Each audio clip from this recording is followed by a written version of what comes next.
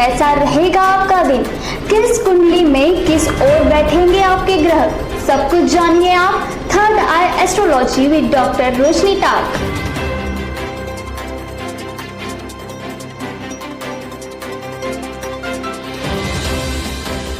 नमस्कार, मैं हूं डॉक्टर रोशनी टाक। आप सभी का स्वागत करती हूं। देखिए, हम सब चाहे कितने भी खुश हों, लेकिन उस खुशी के पीछे कहीं न कहीं माँ लक्ष्मी की कृपा हमें स्वाभाविक तौर पे चाहिए होती है। No money no honey. तो आज आपको लक्ष्मी को अपनी तरफ अट्रैक्ट करने के सिंपल और बेसिक ट्रिक्स बताऊंगी। वो सभी आप फॉलो करके लक्ष्मी जी की कृपा प्राप्ति कर सकते हैं। जैसे ही हम कहीं एंट्री लेते हैं तो उसके लिए हमें दरवाजे से गुजरना पड़ता है। तो यदि आप भी लक्ष्मी जी को अपने घर में बुलाना चाहते हैं तो अपने घर के दरवाजों को खास तौर से चमका के रखिए। यदि हो सके तो घर की एंट्री पे कुछ फैंसी डेकोरेशन भी कीजिए और नियमित तौर पे साफ सफाई का पूरा ध्यान रखिए।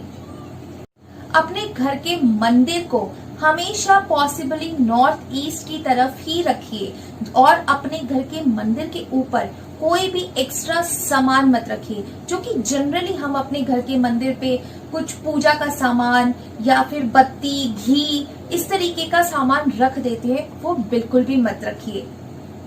जहां आपका घर का मंदिर है वहां पे उसके ऊपर एक छोटी सी धन्वंतरी जी की फोटोग्राफ, जो कि आप इंटरनेट से इजीली डाउनलोड भी कर सकते हैं। धन्वंतरी भगवान की फोटोग्राफ होती है जिसमें वो अपने हाथ में एक कलश लिए, अमृत कलश लिए होते हैं। वो फोटोग्राफ आप प्लेस कर सकते हैं जिससे आपके घर में हेल्थ भी बनी रहे वेल्थ के साथ। हमारी जो डेली वेजेस की डायरी होती है या फिर हम यूं कहें हमारी पासबुक होती है, हमारी चेकबुक्स होती है, जो हम नॉर्मल लाइफ में, रूटीन लाइफ में बहुत ज्यादा काम लेते हैं, उन सभी में कवर के ऊपर या हल्का सा बैक साइड में कहीं पे भी आप चंदन या फिर केसर का एक छोटा सा तिलक जरूर लगा के रखें।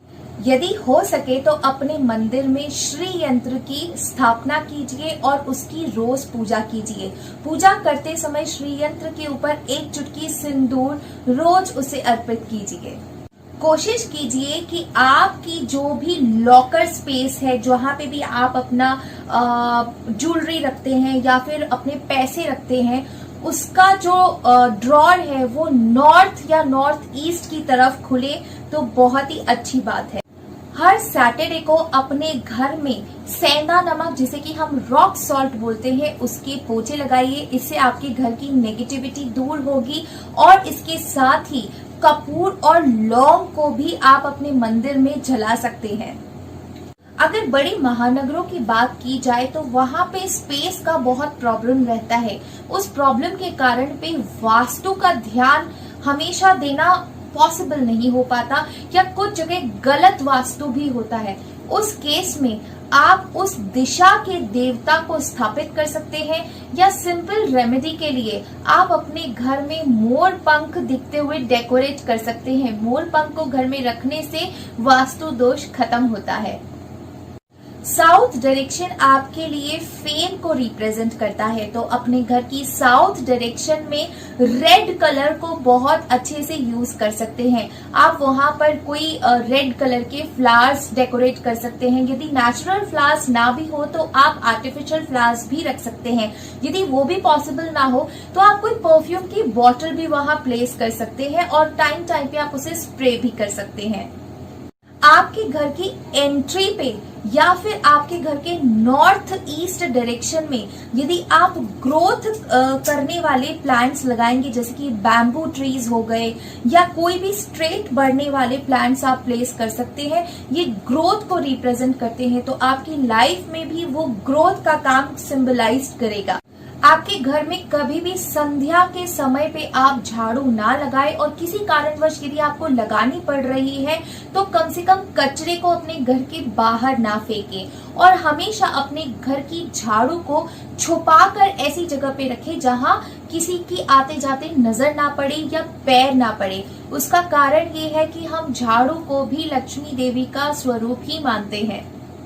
ज्योतिष शास्त्र में शुक्रवार को माँ लक्ष्मी का दिन कहा जाता है। इस दिन कई लोग वैभव लक्ष्मी की भी पूजा करते हैं, जिसे सभी मनोकामनाओं को सिद्ध करने वाला व्रत भी कहा जाता है।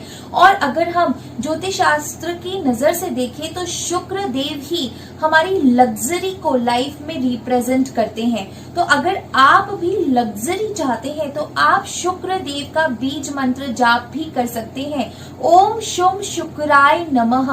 इस मंत्र को आप रोज 108 बार जपें तो आप निश्चित ही अपनी लाइफ में बहुत ही ज्यादा प्रॉस्पेरिटी के साथ में वेल्थ भी अचीव कर सकते हैं।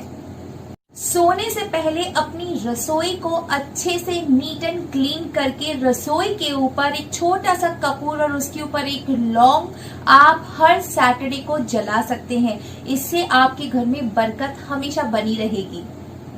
उम्मीद करती हूँ इन छोटे छोटे उपायों से आप सभी लोग माँ लक्ष्मी को प्रसन्न कर सकेंगे और उनकी कृपा प्राप्त कर सकेंगे। जय माँ लक्ष्मी।